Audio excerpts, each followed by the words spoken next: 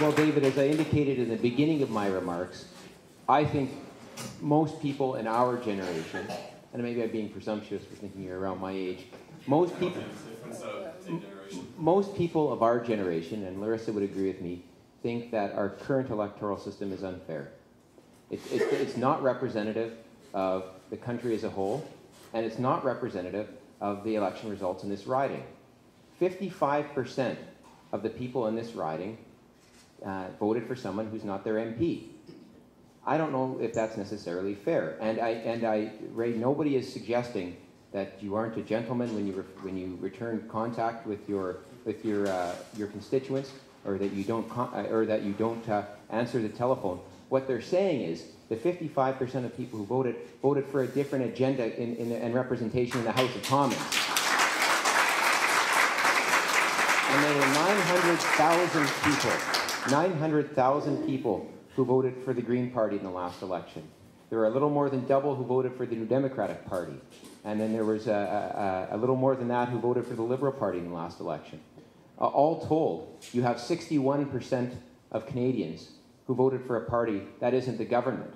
And frankly, I think that system's broken. There are only, I think, a couple of countries in the world that don't have some form of proportional representation in their elections, that being Canada and the United States. I don't think it will lead to any less better government. It can only lead to more representative government. And the point of your member of parliament is to represent your voice. Whether we have one system or the other, this system doesn't work. And there are plenty of ways we can address proportional representation. It's not a one-size-fits-all. There are federal countries in the world, like Germany, that mix first past the post with a system of proportional representation, so you get that both local representation and you get your party list choice. And in that system, you end up with better and more effective, stable government, and we've seen that in Germany. So that's my position. I support PR, full stop.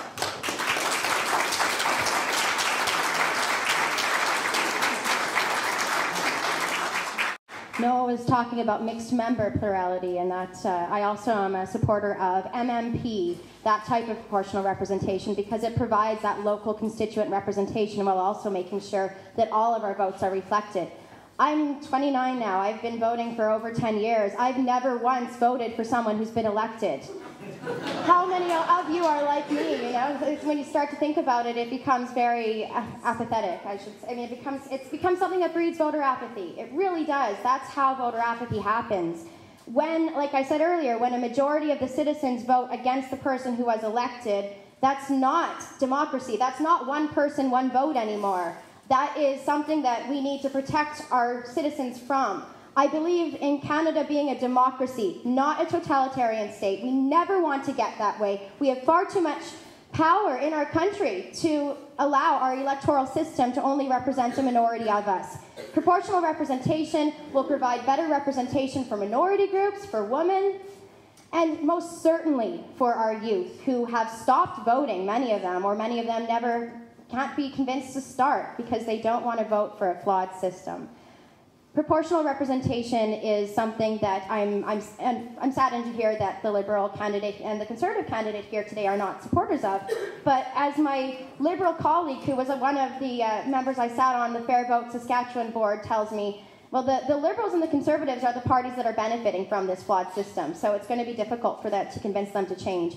It's more than about 1 million voters who went unrepresented for the Greens. It's about all the Canadians who have stopped voting and whose votes are not represented in general. Over half the votes that were cast did not elect anyone. That's a sign of democracy not working.